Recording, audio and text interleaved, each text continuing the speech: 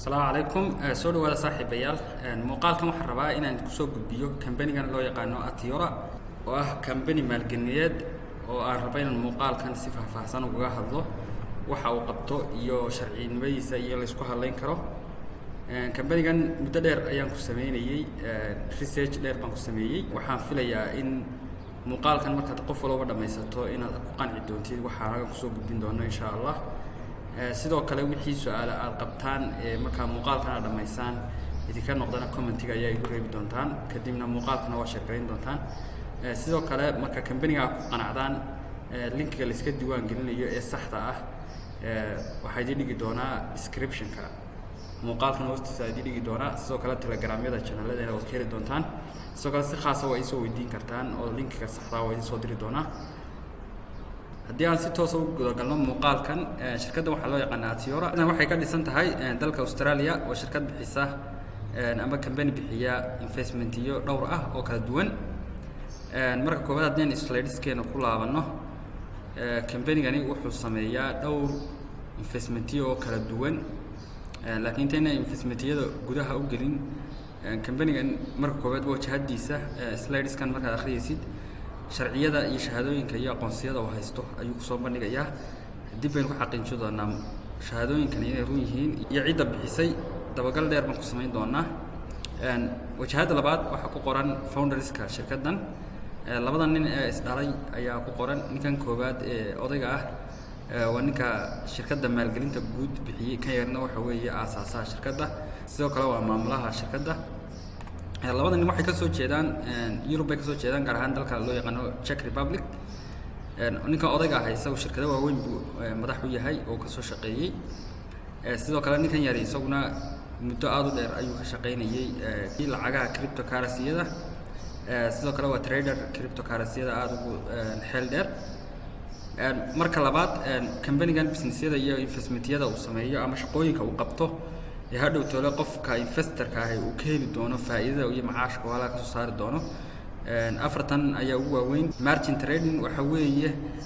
in company-gani lacagtii qofkii investor-ka ahaa uu bixiyay inuu trading ku soo sameeyo kadibna faa'iidada soo baxdo percentage-kii uu qofka u ballan qaaday uu qofka uu siin doono halka waxay ku sheegayaan inay haystaan 152 trader oo ka shaqeeya 19 exchange oo caalamka marka faa'iido kasto iyo asset-ka ay ku shaqeynayaan qofka investor-ka ah ayay faa'iido markaas ka soo saaraan sidoo kale kan kale inoo sheegay robotic crypto trading waxa weeye robot ka shaqeynaya cryptocurrency-yada trade garanaya kadibna ka faa'iido keenaya waxay sheegeen inay 22 trading bots ay haystaan marka faa'iidada ka soo baxdana ay percentage-kii asset-ka uu ku shaqeynayo mar walba waxa weeye investor-ka lacagtii uu bixiyay uu maal gashaday ayuu markasta suuqa ay ku galayaan kadibna inay faa'iido ka keenayaan iyo khibradda istiraatiijiyadda isticmaalayaan kadibna faa'iidada ka keenaanba qofka investor-kaana ay percentage-kiisa siinayaan kan saddexaad waxa weeye venture capital investments weeyaan isagana waxay ku sheegayaan inay waxyaabaha qaar ay iibsadaan kadibna qiimo raqiis ay ku iibsadaan hadhowna qiimo aad u ballaaran ku sii iibiyaan markaasi faa'iido ka keenaan kan afaraad waxa weeye ICO investments isagana waxay iibsadaan cryptocurrency-yada soo baxaya ama coins-ka cusub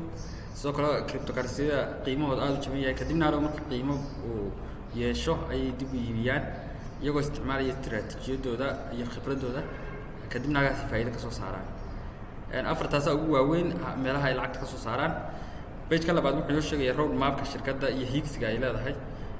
shirkaddan 2018 higsigeedii halkan ku sharaxaya ilaa 22 ilaa 2026 ayuu horumariska ku qoran yahay shirkaddani waxay bixisaa dhowr investment oo kala duwan ilaa iyo 6 package bay samaysaa package kastaba halkan buu sharxaad isku qoran yahay slides-kana oo soo diraya Altcom baa kan loo yaqaanaa price-ka qiimaha lagu maalgashado ka doorba yar 300 baa badan istiraatiijiyadda ama waxa maalgelintan aad ku samaysanaysid waxa weeye robotic spot trading marka waa robot ku trade garanaya adiga ku trade garamaya laakiin shirkadu trade garanaya ya adigu maal gashanaysa uun faa'iido soo baxda shirkadda la leedahay haddii aynu hoos soconno kan oo kale crypto la yaqaana 500 baa ugu yar 400 baa ugu badan isagana robot baad maal gashanaysaa 25 cisho weeyaan jaramkiisu haddaynu kan dhaafno ka ugu wanaagsan ee aan Soomaalidana kula talin lahaa aniguna aan xiiseeyo waxa weeye kan loo yaqaano shareholder waa package-ka nimankiisu yahay shareholder lacagta aad maal gashan kartid shareholder waxa weeye inaad shirkadii aad share ku yeelatid ama qayb haysatid qayb lahaatid marka qiimaha ugu yaraad shareholder ku noqon kartaa waa $100 qiimaha ugu badanna waa $1 milyan istiraatiijiyadiisu waxa weeye shareholding weeyaan package term kuna waxa weeye lifetime marka shareholder aad lacagtaada bixisid faa'iido saas ku socon doontaa maalintii inta ugu yar ee uu soo saaraya waxa weeye 1.10% qiimaha ugu yar ee uu maalintii faa'iido ku keenayo qiimaha ugu badan ee maalintii faa'iido ku keenayana waxa weeye 2.10% uu ku keenayaa bishii wuxuu ku keenayaa 42% waa qiimaha aad ballaaran tusaale dad $500 aad maal gashatid bishii waxaad ka helaysaa $200 iyo dheeraad ayaad ka helaysaa marka faa'iidadaas ku soo xiranto 2 bilood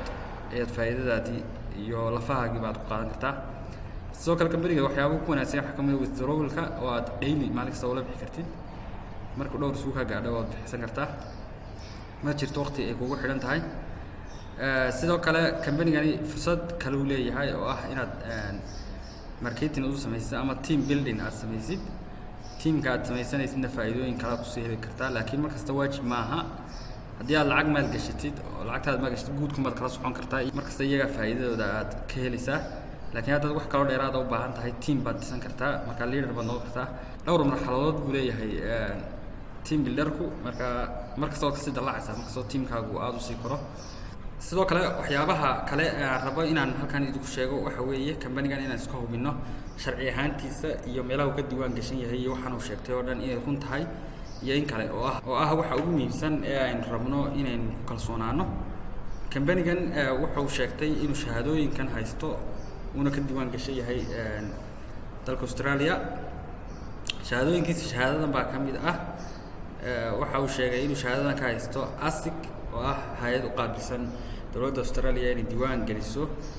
shirkadaha waaweyn iyo ganacsiyada oo ay certificate ka baysiisaa aqoonsi baysiisaa marka numberka ay sheegteen inay iyagu leeyihiin kaga diiwaan gashan yihiin hay'adan Australia u qaabilsan diiwaan gelinta kambaniyada iyo ganacsiyada numberkan bay ka haystaan numberkoodu waa 657023348 markan ayaan qaadi doonaa waxaanan geyn doonaa website-ka Australia u qaabilsan diiwaan gelinta hay'adahan ay iyagu sheegeen hay'adan waxaa loo yaqaanaa Australian Securities and Investments Commission waa hay'ad u qaabilsan Australia diiwaan gelinta iyo aqoonsiinta kambaniyada markay sax ahaantooda iyo ay ku qancaan ayay registrasiiyaan kadibna waa la isku halayn karaa hadhow wixii ka yimaado oo dhan iyaga tuurtan kara kadibna waa la isku halayn karaa hadhow waxba kama iman karaan marka shirkadana aad baa la isku halayn karaa mar hadday halkan ka diiwaan gashan tahay markaas aynu eegi karnaa inay diiwaan gashan tahay waxaan geliyay numberka shirkadan sidoo kale halkan waxaan ka sii doortay hay'adani waxa ay qabato organization and business names markaasaan geliyay kadibna numberkii oo aan sito ayaan halkan geliyay numberkoodu waa kan arki kartaan 657023348 waa numberkii aynu halkan kusoo aragnay kadibna go ayaan odhanayaa waan baarigayaa shirkadan inay halka ka diiwaan gasho tahay hadday ka diiwaan gashatay magaceedu ii soo qoraya waad aragtaan saaxiibayaal waa kan oo ii soo qoreen Atiora magaceedu way ii soo qoreen halkan sidoo kale faahfaahinteedii oo dhan bay halkan kusoo qoreen xilliga shahaadada la siiyey waqti fog ma ahayn bishii 2-3 bay ahayd maantana waa bishii 3-3 marka wax ka soo wareegtay hal bil baa ka soo wareegtay statuskoodu macal pending maaha waa registered waa si toos ah loo diiwaan geliyay Australian waa regulator weeyaan marka waxay ka diiwaan gashan yihiin hay'adan Australian Securities and Investments Commission waxaan rajaynayaa inaad ku qanacdeen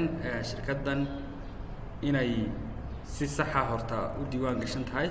shahaadooyin kale ay haysato shahaadadeedan waa kan shahaadada kale ay haysataana waa isla iyada uun shahaadadii weeyaan waxa ku sii faahfaahsan meesha ay ku taalo iyo waxyaabaha ay qabato oo dhan dhammaantiin waa eegi kartaan sidoo kale company-gani waa company ka shaqeeya cryptocurrency-da aad ugu tacalluqa waxa uu leeyahay iminka coin cusub ayuu soo saaray oo isagu gaar u leeyahay oo loo yaqaano Atiora coin loo yaqaano marka company-gani aad iyo aad buu cryptocurrency iyo technology-da blockchain oo aad iyo aad buu si dhex galay robotyo haysta ku tareergareeya cryptocurrency-yada kadibna qofka investor-ka baa lacagta bixiya lacagtaas loogu tareergareeyaa kadibna faa'iido halka ka soo saara saaxiibayaal wixii su'aal aad qabtaan comment-iga ayay u soo qori doontaan muuqaalka marka dhamaysataan sidoo kale muuqaalka oo sii share gareyn doontaan muuqaalo dambe ayaan ku soo xijin doonaa qofkii iminka already iska diiwaan gelin karaana uu iska diiwaan gelin karaa sidoo kale waxaa jira waxa laga yaabaa in website fake laga samaysto marka linkiga saxda ah ee website-koodana waxa idin dhigi doonaa description-ka muuqaalka ma idin dhigi doonaa sidoo kale telegram-yada ayaa ka heli doontaan ama si khaas ah ay soo weydiin doontaan laakiin markasta iska ilaaliya linkiyada fake ah waxaa macquul ah in dad badan oo scammers ay ka samaystaan website fake ah kadibna halka ay lacagtaada hadhow tolo ay ku dhacdo